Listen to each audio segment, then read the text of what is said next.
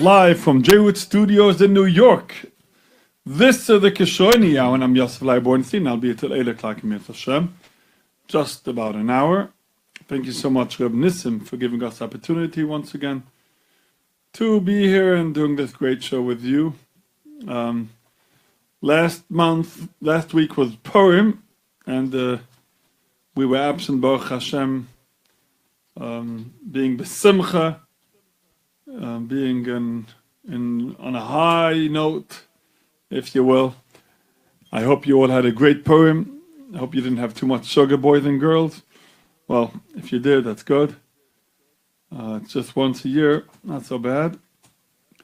I've heard so many parents complain about it, and it's just got to be realistic. I tell the parents, just be realistic. It's once a year. It's not that bad, We were all kids. We all ate so much nash and Purim, but you forgot they got it back in the yeshiva. All the parents send it to the yeshiva. That's right.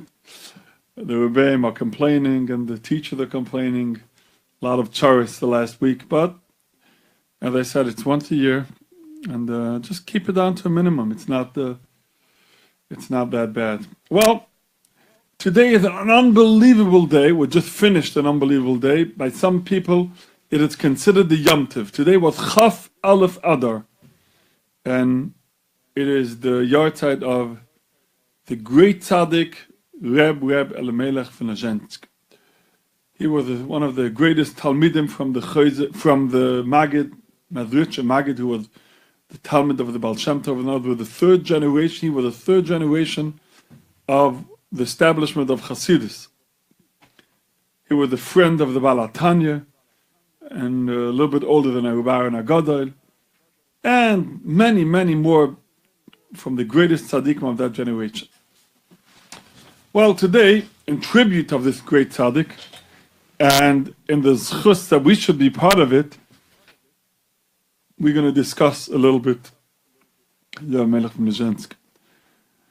But before that, we're going to daven together, and we're going to say the following: Abba, Tati, Daddy. Doesn't matter which language you say that. You say, Hashem, please give us siyata d'shemaya, give us hatzlacha this hour, the way you've always done. And Baruch Hashem, Hashem has given us so much siyata d'shemaya right here in J-Wood Studios, and me personally. And Hashem, please extend and give us continuation of continuous Atzlacha and Siyata D'Shmaya. Remember, I believe in you and I trust you. You are important and you will succeed. Our telephone number, if you want to call us, be part of our program, 718-683-5858, 718-683-5858. Our cell phone number, would you be wishing to text us? It's 347-927-8398, 347-927-8398.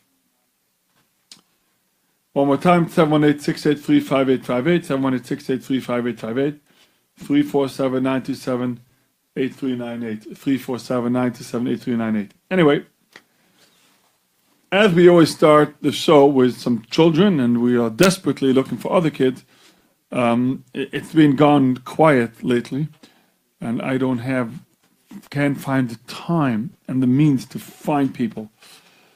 I don't have my personal secretary, so when Mitzvah Hashem the time will come, we'll have more time and more means. We'll be able to establish ourselves a little bit more, and we'll find the Mitzvah some more children to do news reports. But we have a very, very reliable news reporter. His name is Yehuda Rubin. I don't know if you heard that name before. Well, to the story of the week we go at the story station, standing by our veteran junior storyteller, Yehuda Rubin with the story of the week. Yehuda. The title of this week's story is The Amazing Arovas Tree. Avram Horowitz had an arovas tree in his backyard. Every year before Sukkot, the stapler would come and cut arovas from the tree to use with his lulav. When word got out that he got his arovas from the tree, many people came to his door asking to get arovas from the tree. He had a neighbor, an Arab, who was an anti-Semite. The neighbor couldn't handle that so many people were coming on his block every year before Sukkot. He made a design to destroy the tree. He couldn't trespass on the property, but that didn't stop him. He came up with a plan. He put in his own property and extended it all the way to the roots of the tree. Then he poured a generous amount of kerosene into the pit and waited to see the tree die. When the saddler came to take a harvest that year, he noticed the smell of kerosene. The tree has mitzvahs, the saddler said. The harder anyone tries to destroy it, the more it will flourish. It will grow from the kerosene better than it would grow from water. At the story station, this is Yosef from the kishroni on J Radio. The beautiful ideas. Great job, Yehuda. Thank you so much. Anyway, kishroni news time is about 7:10, just about it. Thank you so much, Yehuda. If you are a boy or a girl between the ages of 8 and 14 and you want to do a report, just text us right here at 347-927-8398, 347-927-8398, and Moshe here will be, he's a very kind person, our assistant here, and he will be sure to pick up your name and telephone number, and in Hashem that we will call you back. What's our motto? Well, no talent is rejected and no child is refused. Anyway, let's dive right into it. The Heilige Tzaddik Rabbi Melech Weisblum from Lezhensk. Who was he? What was he all about? Well, Melech Weisblum from Lezhensk was born in the late 1700s, one of the greatest tzaddikim of all generations, literally. Tzaddikim, I will talk a little bit about what tzaddikim said about him. But he came from a town called Lezhensk, actually, that's where he lived in the end. He was one of the greatest Hasidic rebbes of all time. Some people consider today Mamash Yantiv. Most of the Hasidic shuls don't say Tachnun today.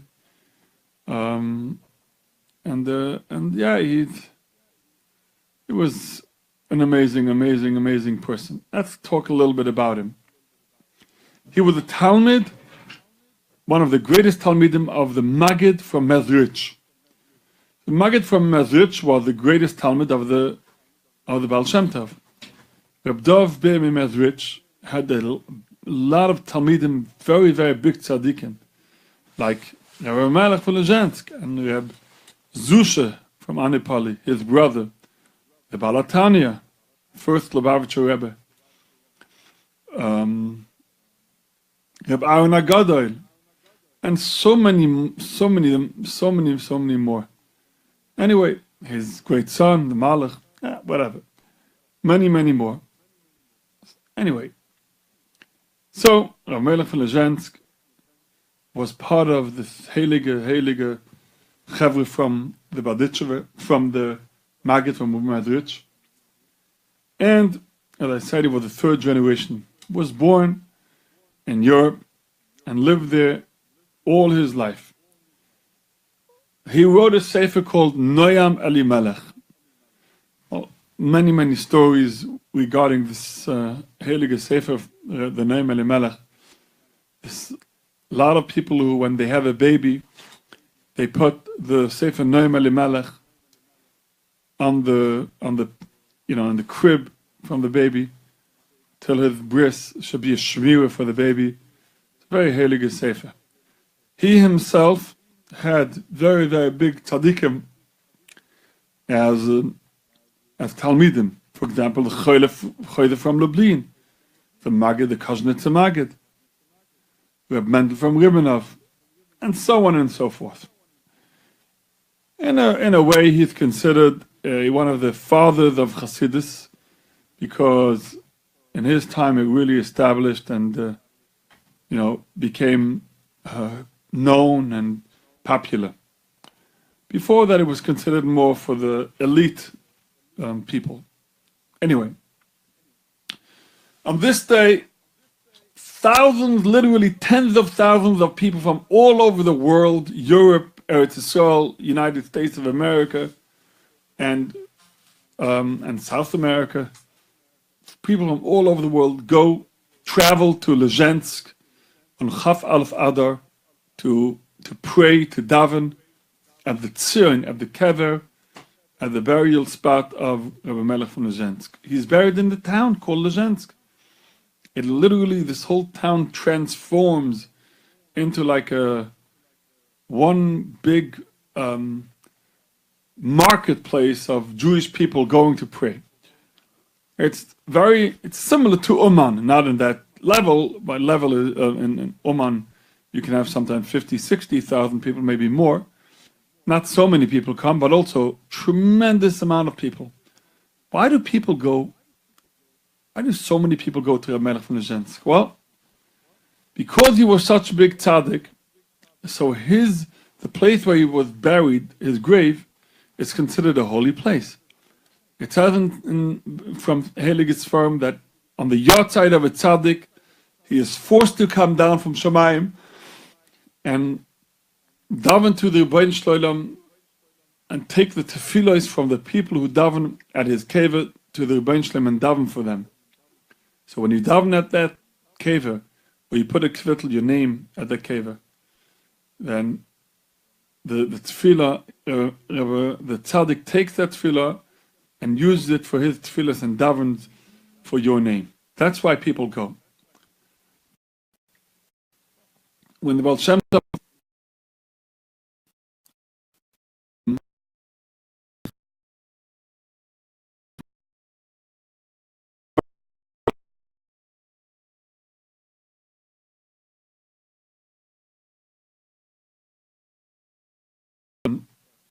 one of them was Reb Mechel. He was actually one of the younger ones. A lot of stories about him. Anyway, Reb Mechel was very, very sad when his Rebbe was nifter. He was so tzabrochen that the mamish couldn't sleep. One time, the Baal Shem Tov came to him in a dream, when he did fall asleep once. He told him, Mechen you. He called him Mechen you, like he loved him, Mechen you. Du weißt, do you know that you should know that Dor Hoilech Udor Ba. What does it mean? That the Rebbeinu Shalom made the generation that they should move on. A generation leaves, and then a new generation is born. Then another generation leaves, and a new generation is born. This is how it goes. But you shouldn't be sad. You know why? Shouldn't be sad because every year on the day of the Yortzeit, tzaddikim have to come to the kever, and you can go there and daven at the kever, and your tefillot will be listened to. That's what the Baal Shem told Reb Mechele from Zlotchev. His name was Reb Mechele, came from Zlotchev, another town in Russia. Anyway, that's what the Baal Shem Tov said already. The Heilige Abturav said two things about the Rebbe Melech from Lezhensk. Listen to this.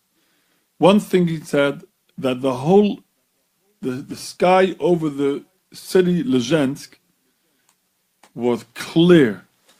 Now, don't ask me what it means, because I have no idea what it means.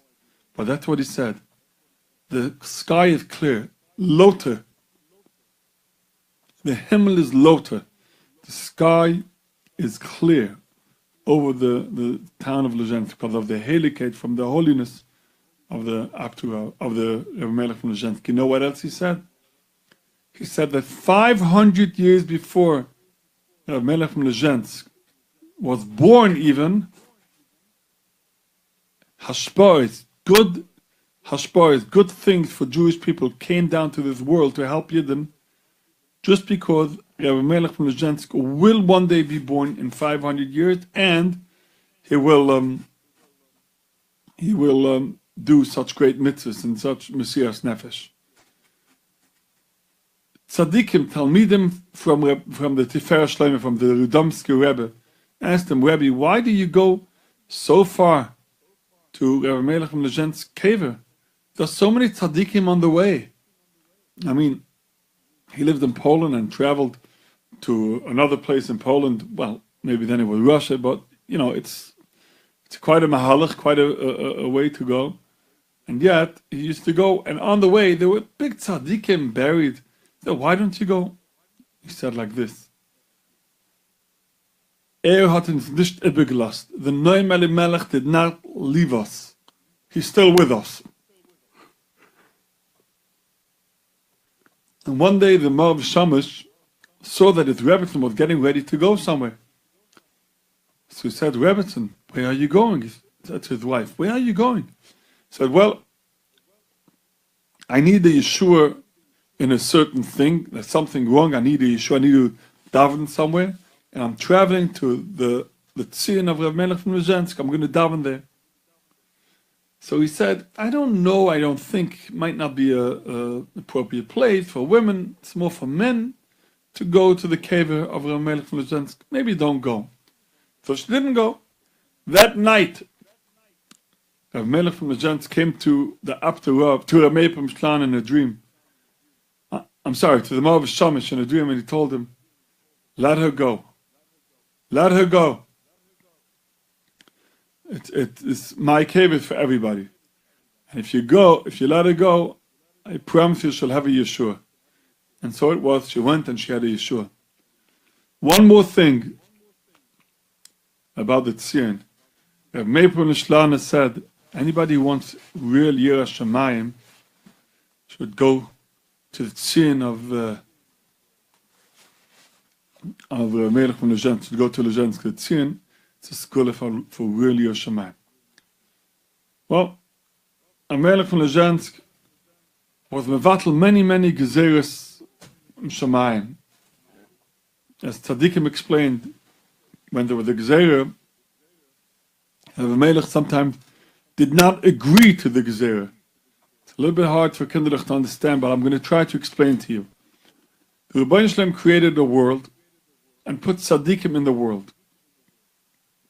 Unlike a regular king who, when he plays a chess game, he wants to win, right? Vayakhel the Rebbeinu Shalom, lahavdil, the Rebbeinu Shalom, when he brings a decree on the world and he wants people to do tshuva, he doesn't want to win. In other words, he doesn't want to bring the gezerah. He wants tzaddikim to be mevatel the gezerah, tzaddikim to do away with the gezerah. Tzaddikim should conquer the gezerah and destroy it. How do they do that? With tefillah and mitzvahs and tremendous mesiras nefesh that they have. They have all these tremendous mesiras nefesh, and the tefillah, they're able to destroy gezeros. And Hashem actually wants to do that. So Melech would say sometimes, when he saw in Himmel, he saw in Shamayim that the gezerah on Klal Yisrael, he would say, Elimelech is nish maskem. In other words, Elimelech does not agree. And the Rebbeinu Shalom did away with the decree. They didn't want to bring the decree because the Melech didn't agree to it. So he didn't want to bring the decree. This is how powerful Melech was in his decree, in his kedusha. He was able to, and it's even though he was a very big onev and very humble, it doesn't mean that when you're humble you can't daven to the Hashem. The opposite. Tzaddikim said that it says in the Mishnah, Mishnayos Mesechtes Avos, Aseh lecha rav, make yourself a rebbe. You should always have a rebbe. Tzaddikim also said that it can also mean that sometimes you need to make yourself into a rebbe. Sometimes when you have the power to daven, don't say, I'm humble, who am I, why should Hashem listen to my tefillahs? No, you should daven.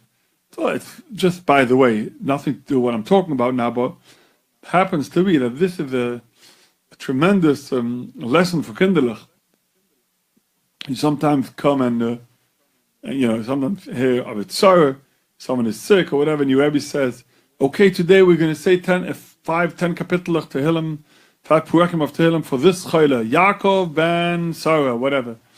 And he puts it on the board, your Rebbe, your Mora, and you say, me, my Hashem doesn't need my tefillah. Kinderlich, that's not a time to be humble. That has nothing to do with what we're talking about. I'm going off on a tangent, but since I mentioned it, I want to tell you, it's not a time to be humble, the opposite. It's time to say, I'm a Yid. My tefillos are very heilig, and Hashem wants them. And start davening with kavanah. That's what you're supposed to do then.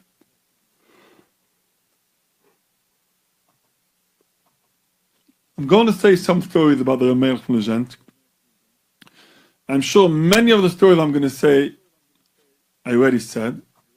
And so please bear with me. If you heard the story, you can just switch the dial or just patiently wait.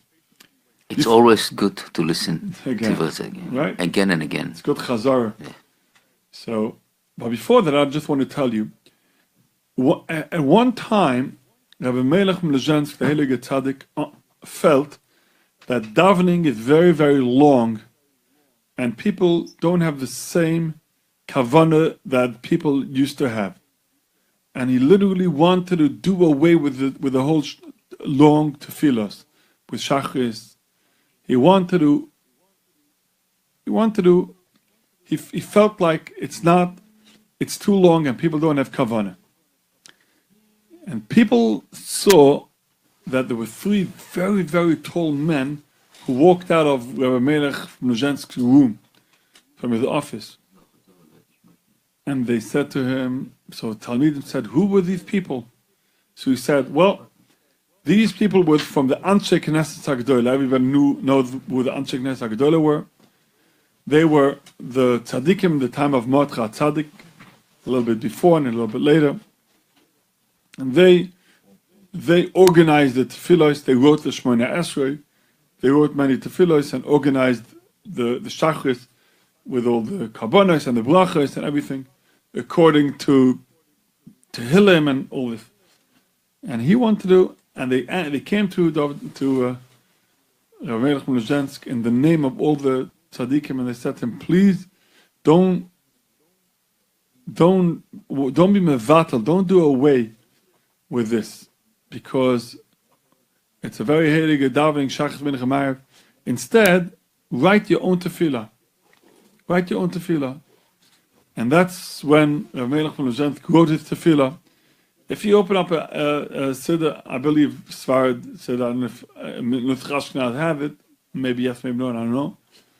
I have in Nusach Svarad Siddur, and if you have in the Svarad Siddur, right before Shachris, you can see it says, Tefillah koidem ha-tefillah. In other words, the tefillah before tefillah. And you look at it and you said, what is tefillah before tefillah? That doesn't make sense. So you should know that this heilige tefillah was written by none other than Rav Melech from Lezhensk.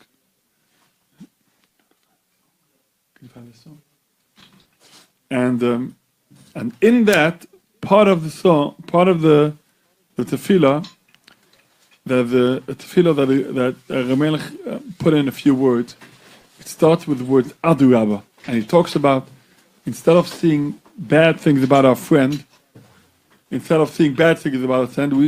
to Hashem, Adu Rabba, help us that we shouldn't see bad things about our friend. Instead, we should see only the good in our friend. And it's a very beautiful, and there's a very beautiful song on these words from Yossi Green, sung by Avram Fried, and then later sung by a beautiful Yiddish nachas from Yossi Green by kids.